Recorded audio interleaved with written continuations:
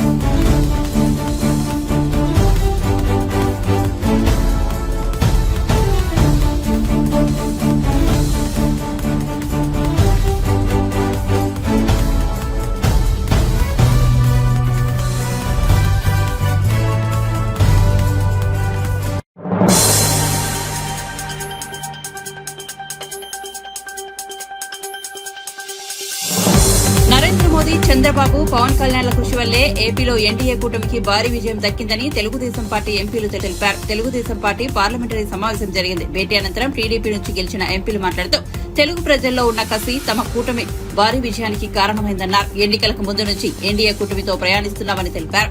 NDA కూటమికే తమ సంపూర్ణ మద్దతు ఉంటుందని తెలిపారు. ఆంధ్రప్రదేశ్ రాష్ట్రానికి అనేక అంశాల్లో కేంద్రం మద్దతు కావాలన్నారు. ఒక మంచి పాత్ర టీడీపీకి ఉంటుందని అనుకుంటున్నాను. మేము ప్రత్యేకంగా ఆంధ్ర రాష్ట్రం కోసం ఎట్లా చేయబోతున్నాం అనేది ఎదురు చూసి పనిచేస్తున్నాం. బాధ్యత మా మీద చాలా ఉంది. మేము బాగా పనిచేస్తామని అనుకుంటున్నాం. ఇలా చాలా ఇష్యూస్ ఉన్నాయండి. నేను ఒక ఎంపీగా నాకు ప్రత్యేకంగా నాకు ఇష్యూస్ మీరు అన్నట్టు స్టీల్ ప్లాంట్ రిలీజన్ ఉంటే అలా ఒక్కొక్క పార్లమెంట్లో ఒక్కొక్కటి ఉంటాయి. అన్ని మేము ఏంటంటే ఇవాళ అలయన్స్లో ఉన్నప్పుడు అంతర్గతంగా అన్ని మేము డిస్కస్ చేసుకుని వాళ్ళ టీంలో ఉన్నప్పుడు మేము ఫస్ట్ టీమ్గా వెళ్ళి మా ముఖ్యమంత్రి వెళ్ళి అక్కడ ప్రధానమంత్రి మిగతా మంత్రులందరితో మాట్లాడి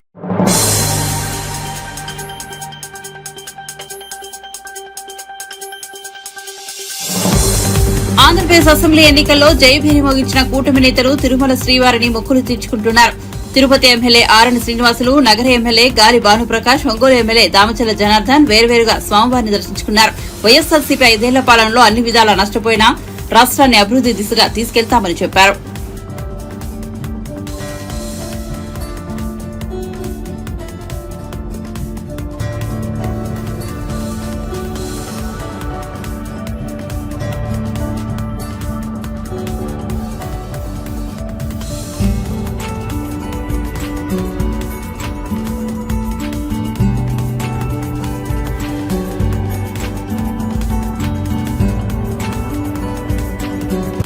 తిరుమల తిరుపతి శ్రీ కలియుగ ఏడుకొండల వెంకటేశ్వర స్వామిని భక్తులు తీర్చుకోవడం జరిగింది.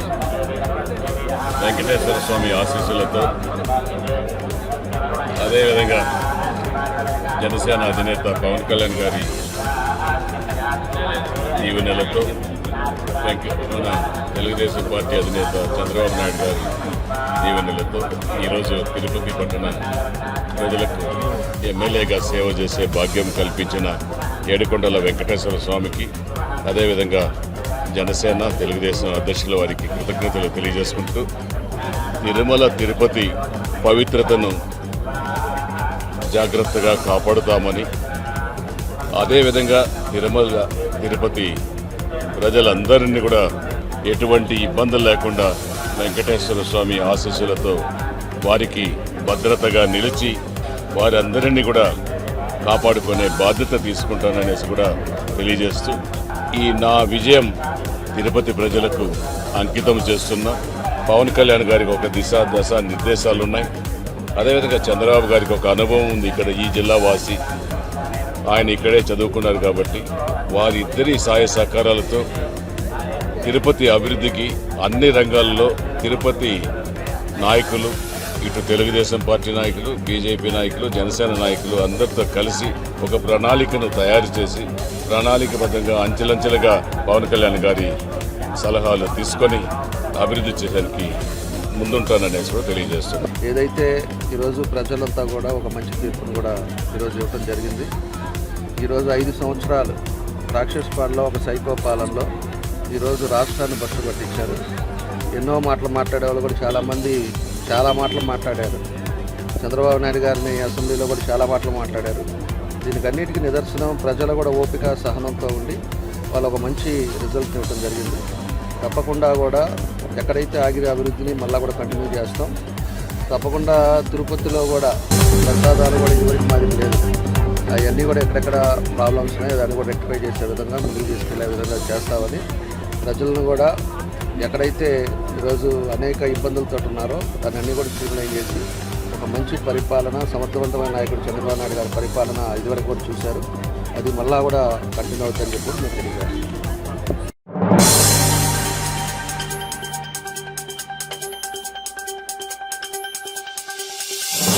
ఏపీ మాజీ మంత్రి గుడివాడ అమర్నాథ్ వాలంటీర్ వ్యవస్థపై కీలక వ్యాఖ్యలు చేశారు. దీంతో పాటు గ్రామ సచివాలయ వ్యవస్థతో కూడా ప్రజలకు నాయకులకు మధ్య గ్యాప్ ఏర్పడిందని అంగీకరించారు. ఏపీ అసెంబ్లీ, పార్లమెంట్ ఎన్నికల ఫలితాలు వెల్లడి అనంతరం మొదటిసారి గురువారం ఆయన మీడియా సమావేశంలో మాట్లాడారు. వ్యవస్థలో తీసుకొచ్చిన సంస్కరణ వల్ల వైసీపీ కార్యకర్తలకు సముచిత గౌరవం ఇవ్వలేదనే బాధ కలిగిందని పేర్కొన్నారు. ఎన్నికల్లో, ప్రచారంలో గాని, మంత్రి హోదా సమయంలో గాని పనిచేసినప్పుడు ఈ సమస్యను గుర్తించానని తెలిపారు. ప్రభుత్వం చేసే ప్రతి నిర్ణయంలో మంచి చెడు ఉంటాయని అన్నారు. ఈ నిర్ణయంతోనే వైసీపీకి ఓటమి ఫలితాలు వచ్చాయని వెల్లడించారు. ప్రజలు అడగకుండా ప్రతి సంక్షేమ పథకాన్ని అందించేటువంటి దిశగా పనిచేసినటువంటి ప్రభుత్వంగా, ఎన్నికల ముందు చెప్పినటువంటి మేనిఫెస్టోలో ప్రతి అంశాన్ని నిలబెట్టుకోవాలనేటువంటి దిశగా పనిచేసినటువంటి ప్రభుత్వంగా, అనేక పథకాల్ని అందించినటువంటి సందర్భంలో వచ్చినటువంటి ఫలితం ఆశ్చర్యానికి గురి చేసింది అనేటువంటి మాట పెద్దలు జగన్మోహన్ రెడ్డి గారు కూడా చెప్పడం జరిగింది. అది ఆ పరిస్థితులు వారికే కాదు, రాష్ట్రంలో ఉన్నటువంటి వైఎస్ఆర్ కాంగ్రెస్ పార్టీ ప్రతి కార్యకర్తకి కూడా ఆ రకమైనటువంటి ఉద్దేశం ఉందనేటువంటి దాంట్లో అనుమానం కానీ ఆశ్చర్యం కానీ కూడా లేదు అనేటువంటిది ఈ సందర్భంగా తెలియజేస్తూ ఉన్నాం. సహజంగా అడగకుండా అమ్మాయిని అన్నం పెట్టదని అంటారు, కానీ జగన్మోహన్ రెడ్డి గారు అడగకుండా అన్నీ చేశారు. కానీ ఇంకా ఏం కోరుకున్నారో ప్రజలు అనేటువంటిది తెచ్చుకోలేకపోయారు అనేటువంటి దాని మీద పార్టీగా వైఎస్ఆర్ కాంగ్రెస్ పార్టీ నాయకత్వం అంతా కూడా గౌరవ పెద్దలు పార్టీ అధ్యక్షులు వారు జగన్మోహన్ రెడ్డి గారి నాయకత్వంలో రాష్ట్రంలో ఉన్నటువంటి ముఖ్య నాయకులు, పార్టీ పెద్దలు, పోటీ చేసినటువంటి అభ్యర్థులు అందరం కూడా కలిసి మళ్ళీ దీని మీద సుదీర్ఘమైనటువంటి చర్చ జరగాల్సినటువంటి అవసరం ఉంది. ఓ రకంగా దీని మీద మనం చేసినటువంటి మనం చేసినటువంటి ఇన్ని కార్యక్రమాలు చేసినప్పటికీ ఈ ఫలితాలు ఏ రకంగా ఎందుకు వచ్చాయి, ఏ లోటుపాట్లు జరిగాయి అనేటువంటిది ఒక రాజకీయ పార్టీగా తెలుసుకోవాల్సినటువంటి బాధ్యత వైఎస్ఆర్ కాంగ్రెస్ పార్టీ మా మీద ఉంది. దాన్ని తెలుసుకునేటువంటి కార్యక్రమం చేస్తాం. దీనివల్ల తప్పు జరిగింది అని అనుకున్నప్పుడు డెఫినెట్గా దాన్ని అధిగమించి వచ్చేటువంటి రానున్నటువంటి రోజుల్లో దాన్ని సరిదిద్దుకునేటువంటి ప్రయత్నం కూడా వైఎస్ఆర్ కాంగ్రెస్ పార్టీ చేస్తుందనేటువంటి విషయాన్ని కూడా ఈ సందర్భంగా తెలియజేస్తా ఉన్నాం. ఈరోజు అనేక నిర్ణయాలు మేము తీసుకున్నటువంటి వ్యవస్థలో తీసుకొచ్చినటువంటి మార్పులు అంటే సహజంగా ఒకేసారి ఇంత పెద్ద ఎత్తున మార్పులు చేయడం అనేటువంటిది కూడా మళ్ళీ దీన్ని ప్రజలు అంగీకరించలేకపోయారా? అంటే ప్రభుత్వం గతంలో ఉన్నటువంటి ప్రభుత్వాల దగ్గరికి వెళ్ళి పనిచేసుకునేటువంటి పరిస్థితి దగ్గర నుంచి ప్రభుత్వాన్నే వారి కాళ్ళ దగ్గర తీసుకుని వచ్చి పెట్టడమే తప్పైందా, లేదా ప్రతి పథకాన్ని వారి ఇంటి దగ్గర తీసుకొని వచ్చి చేర్చేటువంటి దాంట్లో అంత విజయవంతంగా చేర్చినప్పటికీ దాన్ని ప్రజలు అంగీకరించలేకపోయారా? లేకపోతే సచివాలయ వ్యవస్థలను తీసుకొని వచ్చి పనులన్నీ కూడా గ్రామాల్లోనే జరిగేటువంటి విధంగా తీసుకొచ్చినటువంటి మార్పుని వారు అంగీకరించలేకపోయారా? లేదా వాలంటీర్ వ్యవస్థను తీసుకొని వచ్చినటువంటి ప్రతి పథకాన్ని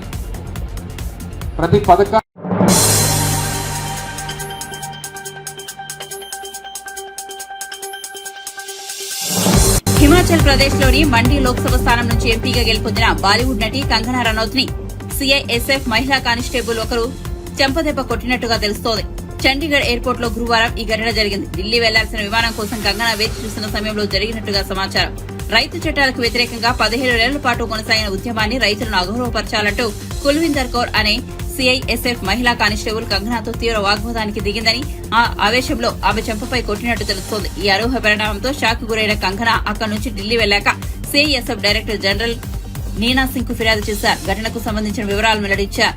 చండీగఢ్ ఎయిర్పోర్ట్ లోని నిషేధిత ప్రదేశంలో ఉన్న సమయంలో తనపై కానిస్టేబుల్ చేయి చేసుకున్నట్లు కంగనా ఆరోపించారు. దీంతో నిందిత కానిస్టేబుల్ ను కమాండింగ్ ఆఫీసర్ గదిలో విచారిస్తున్నట్లుగా తెలుస్తోంది. చండీగఢ్ విమానాశ్రయంలో ఘటన జరిగిన ప్రదేశంలో సీసీ ఫుటేజీలను కూడా అధికారులు పరిశీలిస్తున్నట్లు सीआईएसएफ वर्गाలు తెలిపాయి. नमस्ते दोस्तों, मुझे बहुत ज़्यादा फ़ोन कॉल्स आ रहे हैं मीडिया के भी और मेरे शुभचिंतकों के भी.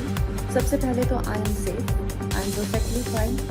आज चंडीगढ़ एयरपोर्ट पे जो हादसा हुआ वो सिक्योरिटी चेक के साथ में हुआ. वहाँ पे मैं सिक्योरिटी चेक करके जैसे ही निकली तो दूसरे कैबिन में जो महिला थी, जो सुरक्षा कर्मचारी थी सीआईएसएफ की, उन्होंने उनके पास या उनको क्रॉस करने का इंतज़ार किया और साइड से आकर जो मुझे मेरे फेस पे हिट किया और गालियाँ देने लगी. और जब मैंने उनको पूछा कि उन्होंने ऐसा क्यों किया तो उन्होंने कहा कि वो फार्मर्स प्रोटेस्ट को जो है वो सपोर्ट करती हैं. और I am safe but my concern is कि जो आतंकवाद और उग्रवाद पंजाब में बढ़ रहा है, how do we handle that?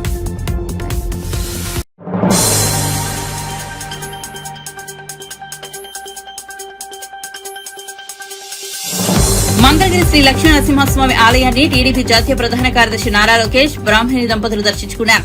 ఆలయ సిబ్బంది వారికి స్వాగతం పలికి దర్శన ఏర్పాట్లు చేశారు. ఈ సందర్భంగా స్వామివారికి లోకేష్ దంపతులు ప్రత్యేక పూజలు చేశారు.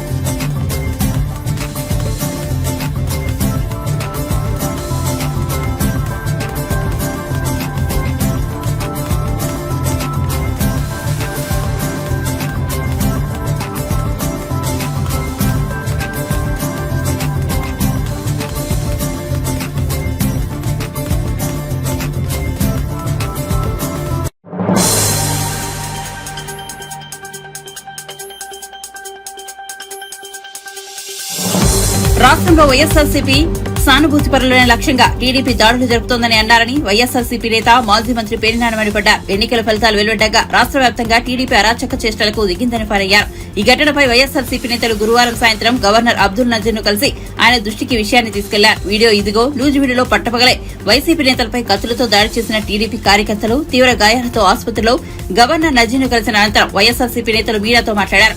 వైఎస్ఆర్సీపీ సానుభూతి పరులే టార్గెట్ గా టీడీపీ దాడులు జరిపిందన్నారు. బీహార్ తరహాలో ఏపీలో టీడీపీ దాడులకు తెగపడిందని మండిపడ్డారు. బీహార్ సంస్కృతిని టీడీపీ ఆచరిస్తోందన్నారు. టీడీపీ గూండాలు వైఎస్ఆర్సీపీ నేతల ఇళ్లపై కిరాతకంగా దాడులు చేశారని అన్నారు. టీడీపీ నేతలు ప్రజలను భయభ్రాంతులకు గురి చేస్తున్నారని విమర్శించారు. వైఎస్ఆర్సీపీ జెండా మోసిన వారిపై దాడులకు తెగబడుతోందన్నారు. మొత్తం తీసుకుని అక్కడ ఉన్న ఎస్పీని కలవటం, మీడియా ద్వారా ప్రపంచానికి తెలుగుదేశం పార్టీ కూటమి నాయకులందరూ కూడా ఎంత ధ్వంసం చేస్తున్నారో, హింస చేస్తున్నారో, మారణకాండ చేస్తున్నారో అదంతా కూడా ప్రపంచానికి చెప్పే కార్యక్రమాన్ని, మా కార్యకర్తల్ని కాపాడుకునేదానికి, మా కార్యకర్తలకు అండగా ఉండేదానికి ఈరోజు జగన్మోహన్ రెడ్డి గారు కమిటీలు వేశారు. ఆ కమిటీలన్నీ కూడా రేపటి నుంచి ఆ కార్యక్రమాల్లో ఎక్కడెక్కడైతే దాడులు జరిగినాయో, దాడులు జరిగిన వెంటనే సమాచారం అన్నందుకు వెళ్తాం. కానీ అలాగే లీగల్ టీంలన్నీ కూడా రాష్ట్ర వ్యాప్తంగా ఉన్న 26 నియోజకవర్గాల్లోని వైఎస్ఆర్ కాంగ్రెస్ పార్టీ లీగల్ టీంలన్నీ కూడా యాక్టివేట్ చేయడం జరిగింది. వాళ్ళు కూడా ఎవరైతే రాజకీయ పార్టీ నాయకులతో పాటు వాళ్ళు కూడా వెళ్తాం. కేసులు ఎక్కడెక్కడైతే కడతలేదో కేసులు చేసేదానికి కూడా ఎస్పీలని కలవటం, అలాగే ఆ వివరాలన్నీ కూడా మళ్ళీ గవర్నర్ గారికి తీసుకొచ్చి ఇచ్చేదానికి కూడా ఇవాళ మేము నిర్ణయం తీసుకోవడం జరిగింది. ఇవాళ మరొకసారి కూటమి నాయకుడైన చంద్రబాబు నాయుడు గారిని కూడా గట్టిగా మేము హెచ్చరిస్తున్నాం. ఈ బీహార్ సంస్కృతిని లేదా ఈ వేటాడే అధికారాన్ని అడ్డం పెట్టుకుని ఈ వేటాడేటువంటి, ధ్వంసం చేసేటువంటి, ఆస్తులు తగలబెట్టేటువంటి లేదా మనుషుల్ని ప్రాణహాని చేసేటువంటి, నరికేటువంటి, కత్తులతో దాడులు చేసేటువంటి సంస్కృతిని ప్రారంభిస్తే ఖచ్చితంగా దీని పర్యవసానాలు అనుభవించాల్సి వస్తుంది భవిష్యత్తులో అని కూడా చంద్రబాబు నాయుడు గారికి హెచ్చరిక చేస్తూ ఈ మానుకోమని చెప్పని, కట్టిపెట్టమని చెప్పని, అలాగే వారిని గట్టిగా డిమాండ్ చేస్తూ పోలీసుని కూడా, అధికారులను కూడా మేము డిమాండ్ చేస్తున్నాం. ఈ రకమైనటువంటి చేస్తే భవిష్యత్తులో చేయగలిగేదే ఉంటుంది. పిల్లిని గదిలో పెట్టి కొడితే పిల్లి కూడా తిరగబడుతుంది ఆత్మరక్షణ కోసం. ఖచ్చితంగా వైఎస్ఆర్ కాంగ్రెస్ పార్టీ కార్యకర్తలను కాపాడుకుంటాకి మేము కూడా తిరుగుబాటు చేయాల్సిన పరిస్థితులు వచ్చేదాకా తీసుకురాబాకండి అని చెప్పని కూడా వారికి తెలియజేసుకుంటూ, గవర్నర్ గారు గట్టిగా చెప్పారు, పోలీసుని పిలిపించి వీటన్నిటి మీద విచారణ చేయిస్తాను, ఈ ధ్వంస రచనని, ఈ హింసాకాండని కంట్రోల్ చేస్తానని చెప్పని కూడా గవర్నర్ గారు చెప్పడం జరిగింది.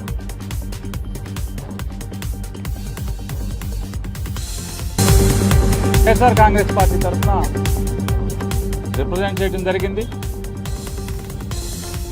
పెద్దలు రాజ్యసభ సభ్యులు సుబ్బారెడ్డి గారు, తిరుపతి ఎంపీ గురుమూర్తి గారు, అరకు ఎంపీ తనోజి గారు, దర్శి ఎమ్మెల్యే డాక్టర్ శివప్రసాద్ గారు, కేశినేని నాని గారు, అట్లాగే అరకు ఎమ్మెల్యే గారు, పాడేరు ఎమ్మెల్యే గారు, ఇంకా ఎమ్మెల్సీ రఘురాం గారు, కేశినేని నాని గారు, పెద్దలందరూ కూడా గవర్నర్ గారిని కలవచ్చడం జరిగింది.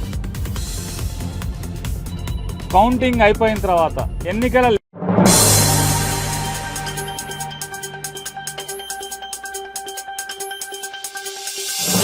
మానవ అక్రమ రవాణాకు పాల్పడుతున్న కేసులో విశాఖకు చెందిన 3 ఏజెంట్లను పోలీసులు అరెస్ట్ చేశారు. విశాఖలో పోలీస్ కమిషనర్ రవిశంకర్ ముఠా వివరాలను, వారు చేస్తున్న మోసాలను వివరించారు.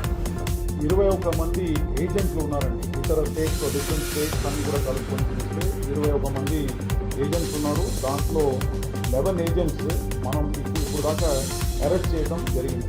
దాంట్లో ఒక లేడీ కూడా ఉంది, మహిళ కూడా ఉంది. సో ఈ విధంగా చూస్తే 12 మంది ఏజెంట్స్ని మేము అరెస్ట్ చేయడం జరుగుతుంది. తర్వాత 21 మంది ఇంకా వేరే స్టేట్స్లో కూడా ఈ విధంగా ఇల్లీగల్ ఏజెంట్స్ ఉన్నారు. వాళ్ళందరినీ కూడా రాబోయే రోజుల్లో కన్సర్న్ స్టేట్స్తో కలిసి ఆపరేషన్ లాంచ్ చేసి వీళ్ళందరినీ కూడా అరెస్ట్ చేస్తాం. ఈ మొత్తం స్కామ్లో సిమ్ సప్లయర్స్, మన సిమ్ కార్డ్, ఎందుకంటే మన వాట్సాప్ నుంచి మళ్ళీ టెలిగ్రామ్కు మారుతున్నప్పుడు ఈ మన మన మన మన మన ఇండియన్ సిమ్స్ వాడితే అక్కడ ఎవరిని అయితే ప్రలోభం పెట్టి మనం వీళ్ళు టార్గెట్ చేస్తున్నారో వాళ్ళందరూ కూడా నమ్మి వచ్చేస్తారని చెప్పి వీళ్ళు ఇక్కడ నుంచి చాలామంది మన ఇండియన్ సిమ్స్ని కూడా అక్కడ సప్లై చేస్తున్నారు. ఈ సిమ్ సప్లైర్స్ అది ఒక పెద్ద ర్యాకెట్. దీంట్లో భాగంగానే ఆ సిమ్ సప్లయర్స్ ఎవరైతే ఉన్నారో మన దగ్గర నుంచి ఇప్పుడు ముగ్గురిని ఐడెంటిఫై చేసినాము. వాళ్ళని కూడా త్వరలో అరెస్ట్ చేస్తాము. అదేవిధంగా బ్యాంక్ అకౌంట్ సప్లయర్స్ కూడా ఉన్నారు. మన దగ్గర బ్యాంక్ అకౌంట్ క్రియేట్ చేసేసి ఫర్మ్ పేరు మీద, కంపెనీస్ పేరు మీద, ఫర్మ్ పేరు మీద కరెంట్ అకౌంట్స్ ఏదైతే క్రియేట్ చేస్తారో వాళ్ళందరినీ కూడా ఐడెంటిఫై చేయడం జరిగింది. నెక్స్ట్ ఫేజ్ దాంట్లో వీళ్ళందరినీ కూడా అరెస్ట్ చేయడం జరుగుతుంది. అక్కడ కొంతమంది దగ్గర నుంచి పాస్పోర్ట్ తీసుకోవడం జరిగింది. ఇక్కడ మనకు వాట్సాప్లో, తర్వాత మన కంట్రోల్ రూమ్ ఏదైతే వైజాగ్ సిటీ ప్లీస్లో సెటప్ చేసినామో వాట్సాప్ నంబర్స్ అన్ని మన ఇచ్చినాము కంట్రోల్ రూమ్కి. దాంట్లో చాలామంది కాల్ చేసేసి వాళ్ళ దగ్గర పాస్పోర్ట్ అంతా కూడా అక్కడ పనిచేసుకున్న ఈ స్కామ్ కంపెనీస్ ఏదైతే ఉందో వాళ్ళు స్నాచ్ చేసేసుకున్నారు. వాళ్ళ దగ్గర నుంచి పాస్పోర్ట్ తీసుకున్నారని తెలిసింది. అండ్ వాళ్ళందరూ కూడా మాకు మెసేజ్లు పంపిస్తున్నారు. అటువంటి సందర్భంలో వాళ్ళు వెళ్ళి మన ఎంబసీని కాంటాక్ట్ చేస్తే వాళ్ళు ఒక ఎమర్జెన్సీ పాస్పోర్ట్ ఇష్యూ చేస్తారండి. So they should all feel free to go and contact the ఎంబసీని కాంటాక్ట్ చేస్తే వాళ్ళు ఈ విధంగా పాస్పోర్ట్ ఇస్తారండి. ఆ పాస్పోర్ట్ ఇస్తారు. That is called emergency passport. దానికి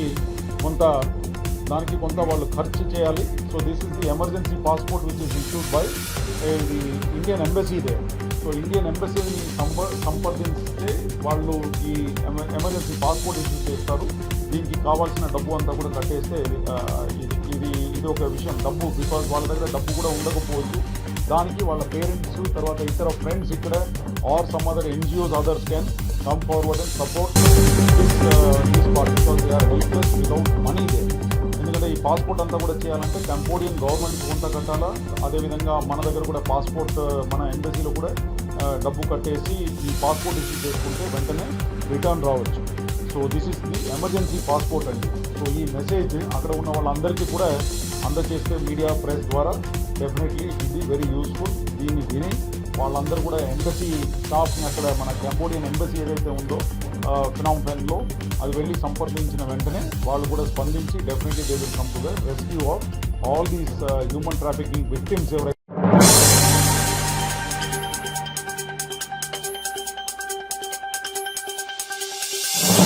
కొత్త ప్రభుత్వం ఏర్పాటు కాకముందే దాడులు జరుగుతున్నాయంటూ వైసీపీ నేతలు రాష్ట గవర్నర్ కు వినతిపత్రం ఇవ్వడం చాలా హాస్యాస్పదంగా ఉందని బీజేపీ జాతీయ కార్యదర్శి ధర్మవరం శాసనసభ్యులు వై సత్యకుమార్ అన్నారు. ముసలి కన్నీరు, దొంగ ఏడుపులతో ప్రజల్లో సానుభూతి పొందేందుకు వైసీపీ ప్రయత్నిస్తున్నట్లు కనిపిస్తోందని విమర్శించారు. విజయవాడలోని బీజేపీ రాష్ట కార్యాలయంలో నిర్వహించిన మీడియా సమావేశంలో ఆయన మాట్లాడుతూ 5 ఏళ్ల వైసీపీ పాలనలో జరిగిన అరాచకాలపై ప్రజలు తీవ్రమైన ఆగ్రహంతో ఉన్నారని తెలిపారు. వైసీపీ పాలనలో హత్య చేసి ఇంటికి శవాన్ని డోర్ డెలివరీ చేశారని గుర్తు చేశారు. ఎన్నికల ఫలితాలు తెలియజేస్తున్నాయి. ఏ నాయకుడైనా ఓటమి చెందిన తర్వాత లేదా గెలిచిన తర్వాత సమీక్ష చేసుకొని గెలుపుకి కారణాలేంటి విశ్లేషించుకొని తద్వారా తమ ఎన్నికల సమయంలో ఏం చెప్పాం, అధికారంలోకి వచ్చిన తర్వాత ఏం చేయాలి ఆలోచించుకోవాలి. తదనుగుణంగా ప్రజల ఆకాంక్షలకి, మనోభావాలకి అనుగుణంగా నడుచుకోవాలి. వారు తన మీద పెట్టుకున్న నమ్మకాన్ని వమ్ము చేయకుండా పాలన కొనసాగించాలి. అదేవిధంగా ఎప్పుడైనా ఓటమి చెందినప్పుడు ఓటమికి కారణాలేంటి సమీక్ష చేసుకుని విశ్లేషించుకొని తద్వారా ప్రజలకు ఎందుకు ఇంత బాధ, ఇంత నొప్పి కలిగింది, ఇంత పెద్ద ఎత్తున ఎందుకు వ్యతిరేకించారనే విషయాన్ని గుర్తించుకొని ప్రజల మధ్యకు వెళ్లాల్సిన అవసరం ఉంది. ఈ రాష్ట్రంలో 5 సంవత్సరాలుగా 4.5 సంవత్సరాలు కేవలం తాడేపల్లి భవనానికి పరిమితమైన ముఖ్యమంత్రి గత 6 నెలల ప్రజల మధ్యలోకి వెళ్ళి రాజకీయాలు చేస్తూ ఇవాళ ఓటమి తర్వాత కూడా తన ఆ ఫ్యాసిస్ట్ మైండ్ సెట్ని మార్చుకోకుండా ఒక హిట్లర్ లాగా వ్యవహరిస్తూ ఓటమికి కూడా కారణం నింద ప్రజల మీద మోపే ప్రయత్నం చేస్తున్నారు. నేను మంచి చేసి ఉంటే ఓటేయండి అని అన్న వ్యక్తి ఇవాళ ఇటువంటి దారుణమైన ఓటమి తర్వాత ప్రజలు నమ్మి ఒక్క ఛాన్స్ అంటే 101 సీట్లు ఇస్తే 10% సీట్లు తగ్గడమో 20% తగ్గడం లేదా 50% తగ్గడం జరుగుతుంది. కానీ మొత్తం గత ఎన్నికల్లో వచ్చిన సీట్ల కన్నా 10% లోపలే వచ్చాయంటే ఆ విశ్లేషణ చేసుకోకపోగా ప్రజలను నిందిస్తుంటే ఈ వ్యక్తి ఇక మారడు, ఇటువంటి ఆర్థిక నేరస్తుడు, అటువంటి మనస్తత్వం ఉన్న వ్యక్తి ఇక మారడన్నట్టుగా ఉంది. ఆయన అంటున్నాడు, నేను ఎన్నో మంచి పనులు చేశాను, సంక్షేమ పథకాలు ఇచ్చాను, బటన్లు నొక్కాను, అయినా ప్రజలు ఎందుకు ఓటు వేయలేదు అని ప్రజలు నిందిస్తున్నారు. ముఖ్యమంత్రి గారు నిజంగా ఆయనకు ఒక మనస్సు ఉంటే తన ఓటమికి కారణాలు ఆయన విశ్లేషించుకొని ఉండాలి. ఒకవేళ విశ్లేషించుకోకపోతే ఎవరినన్నా అడిగి తెలుసుకోవాలి. తను మద్య నిషేధం చేస్తానని చెప్పి ఒక నాసిరకం మద్యాన్ని తనే తయారు చేసి ప్రజల ఆరోగ్యాలతో ఆడుకొని ఎన్నో పుస్తలు తెగడానికి కారణమైన వ్యక్తి ఆ పుస్తలు తెగిన కుటుంబాలకు వెళ్ళి, అమ్మ మీరు ఎందుకు నాకు ఓటు వేయలేదు, ఆ చిన్న భిన్నమైన కుటుంబాల దగ్గర వెళ్ళి, కుటుంబ సభ్యుల దగ్గరికి వెళ్ళి ఓటు వేయలేదంటే వాళ్ళు సమాధానం చెప్తారు, ఎందుకు మీకు ఓటు వేయలేదు, మీ ఓటు మీకు కారణాలు ఏందో, ఎందుకు లాగిపెట్టి మిమ్మల్ని చెంపదెబ్బ కొట్టారు. రైతాంగాన్ని పూర్తిగా విస్మరించి కేంద్రం ఇస్తున్న సబ్సిడీలు కూడా రైతులకు అందనివ్వకుండా చేసి,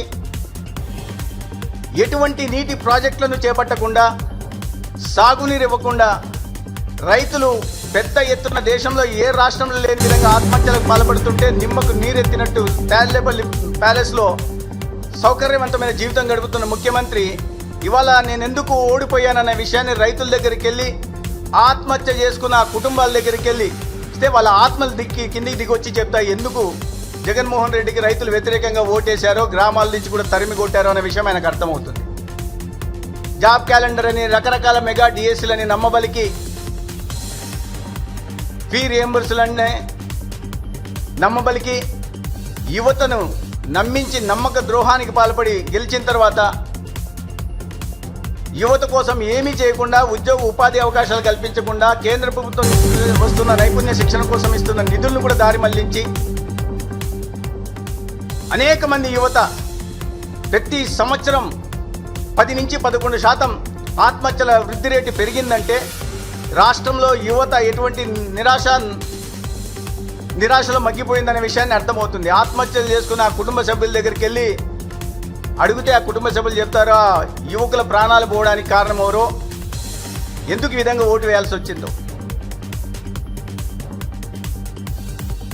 గ్రామాల్లో మౌలిక సదుపాయాల కల్పన కోసం ఒక పథకం ఉంటే, గ్రామీణ ఉపాధి పథకం, వాటిని కూడా ఎమ్మెల్యేలు ప్రతి చోట కమిషన్లు తింటూ ఎటువంటి పథకాలు, ఎటువంటి అభివృద్ధి కార్యక్రమాలు గ్రామాల్లో జరగకుండా, ఆర్థిక సంఘం ఇస్తున్న నిధులను కూడా గ్రామాలకు వెళ్లకుండా